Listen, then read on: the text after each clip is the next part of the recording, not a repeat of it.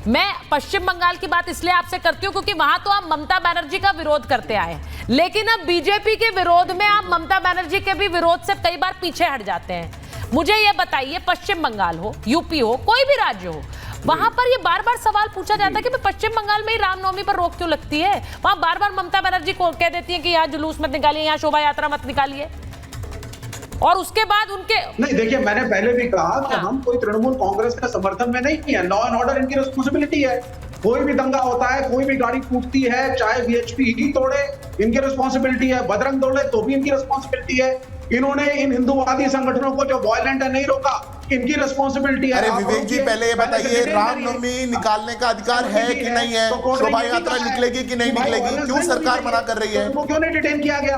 खुलेआम बीजेपी के नेता अगर इंस्टिगेट कर रहे हैं तो किसकी जिम्मेदारी है? इनको पकड़ के और अरे शोभा यात्रा की परमिशन कोर्ट से आ रही है, ये गलत है या सही है? इस पे भी तो बोलिए। कहा गया सेक्युलरिज्म? कन्हैया लाल ने क्या कहा था? बिल्कुल सही कहा आपने, और गलत हुआ कन्हैया लाल के साथ जो हुआ, लेकिन इसको आप ये बताइए अखलाक के साथ हुआ, क्या वो सही था? इसलिए दोनों पक्षों से बोलिए, क्योंकि कौन कौन सी पुरानी हम मुद्दों पर जा रहे हैं आज की बहस में, हम कौन कौन से पुराने मुद्दों पर जा रहे हैं जो आपकी तरफ देखती है। विवेक जी, आपने जो सवाल पूछा है जरा डायरेक्ट में संजय सरकार जी से पूछ लेते। संजय सरकार जी, आप लोग बोल देते हैं बीजेपी वाले खुद अपनी शीशे फोड़ते हैं, आपने तो ऑन एयर बोला ये खुद ही गुंडाई करते हैं, हलवारे लहराते हैं, रिवॉल्वर लेकर सड़क पर घुसते हैं। तो ये बताएं भाई, संजय, ये विवेक जी का सवाल है, वो कह रहे हैं आपने क्यों नहीं इन्हें अरेस्ट किया? पहले आपने पहले ही, क्योंकि एक त्योहार था, आपको लग रहा तनाव था, आप लोगों ने अरेस्ट क्यों नहीं किया? अब उनका सवाल है भाई। कल देखिए, कल लॉ एंड ऑर्डर जिस तरफ से बंगाल को संभाला है, भारतीय गुंडागर्दी को जो खिलाफ में बहुत अच्छे तरफ से संभाल दिए हैं, लफड़ा होने नहीं दिया। मैं विवेक बांसल और मैं सिद्धार्थ यादव जी को हम 2-3 सवाल पूछेंगे, शायद जवाब दे पाएंगे, और सोच रहे थे बीच में मत टूकिएगा, ठीक है? मैं एक चीज आपको कहना चाहता, जब काशी विश्वनाथ कॉरिडोर बनाने के लिए इतना सारे मंदिर तोड़ा गया था, हाँ, जब मतलब जब गुजरात में गांधीनगर शहर बनाने के 2008 में अक्टूबर में इतना मंदिर तोड़ा गया था, जब बीप कंपनी से चंदा लेके गया था, तो ये कह सकता है जो बोल सकता है, जो मंदिर तोड़ने वाले को गोली मारो साले को, ये बोल सकते हैं नरेंद्र मोदी और योगी आदित्यनाथ के खिलाफ में? शुभेंदु अधिकारी 3 करोड़ गाय का गोश्त खा के बोल रहा हूँ सनातनी है, हनुमान चालीसा का कब तक करोगे? सिद्धार्थ गुप्ता, विनोद, हनुमान चालीसा से आपको चिढ़ है, माँ दुर्गा से आपको चिढ़ है, भगवान के जयकारे से आपको चिढ़ है, रामनवमी की शोभा यात्रा से आपको चिढ़ है। आप मुझे बताइए, एक एक करके ऐसे आवाज नहीं आ रही है। विनोद जी, आपने वो वीडियो देखा है? आपने वो वीडियो देखा या संजय सरकार जी ने वो वीडियो ही नहीं देखा? उन्होंने वो वीडियो ही नहीं देखा, उन्होंने कह दिया कि ये वीडियो मैंने देखा नहीं है, जिसमें कल्याण बनर्जी कह रहे हैं। पूरा पढ़ोगे क्या? इतना सारा मंदिर तोड़ने के बाद में देखिए, वो तो सामने दिख रहा है। नहीं, एक मिनट, मैंने उनको दिखा भी दिया। पूरा पढ़ोगे क्या? दिखेगा नहीं भाई, हमारे वो असल में दिखेगा नहीं उनको। वो हनुमान चालीसा पढ़ नहीं सकते ना जी, वो समझिए बात को। देखिए, हनुमान चालीसा वही पढ़ सकता है जिसके मन में से हनुमान चालीसा को। देखिए, जो हिंदू मान्यता व्यक्ति हनुमान चालीसा का जो बड़ा खूबसूरत है। मैं कहना चाहता हूँ आखिरकार, सुचरते मेरी आवाज आ रही है? बोलिए, थोड़ा सा खराब हो रहा था सर। मैं कह रहा हूँ, देखिए अभी ये समाजवादी पार्टी के प्रवक्ता ने मनुस्मृति का जिक्र किया, तो मनुस्मृति में जातियों को बांटा गया।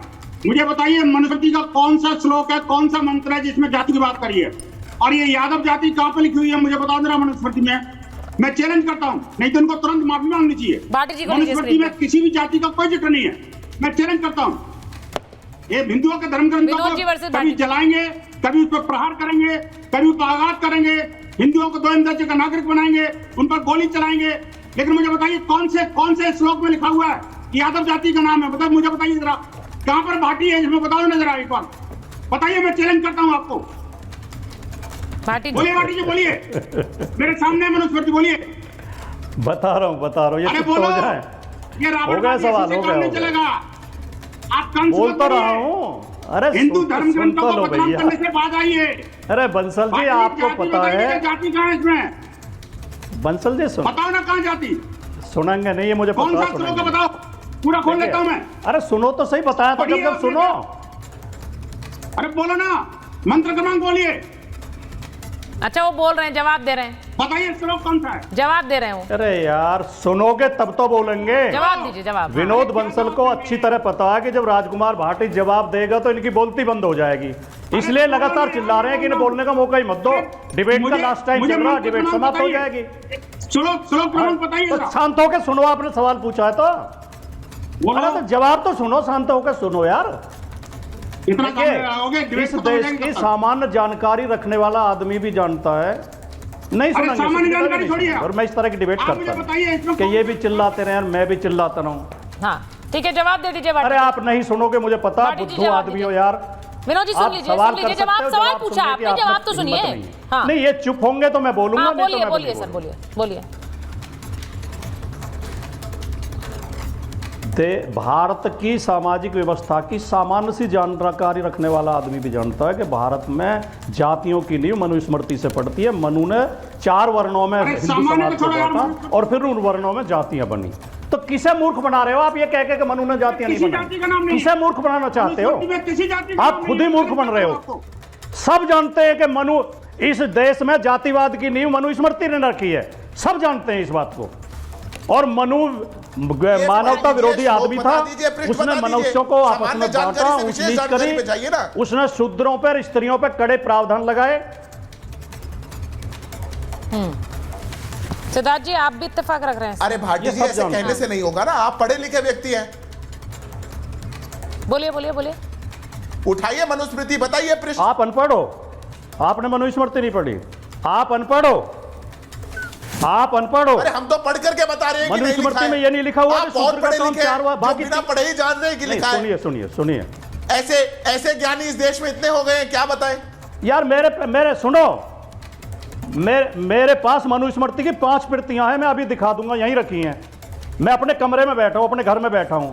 ऐसी मूर्खता को तर्क मत दिया करो। आग्रह कर रहा हूं रिपब्लिक चैनल से, मनुस्मृति में आप बताओ, अगर आपने पढ़ी शो एक प्रति खुलवा करके पृष्ठ और श्लोक बताइए। मैं ये कहूंगी आज की जो डिबेट है वो जाति से होते हुए मनुस्मृति पर चली गई, जातिवाद पर चली गई।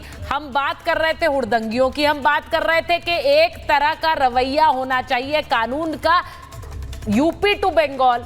मैं सिर्फ ये कहना चाह रही हूं कि इसमें जाति वाली सोच क्यों आ रही है, हम इस पर बात नहीं कर रहे हैं। हम सीधी बात ये कर रहे हैं कि हुड़दंगियों का एक तरह का ही ट्रीटमेंट होना चाहिए, और फिर अगर उसे जोड़ना है तो फिर दोनों तरफ जोड़िए, फिर ये सेलेक्टिव अप्रोच नहीं चलेगी। मेरे पास समय इतना ही था, बहुत है।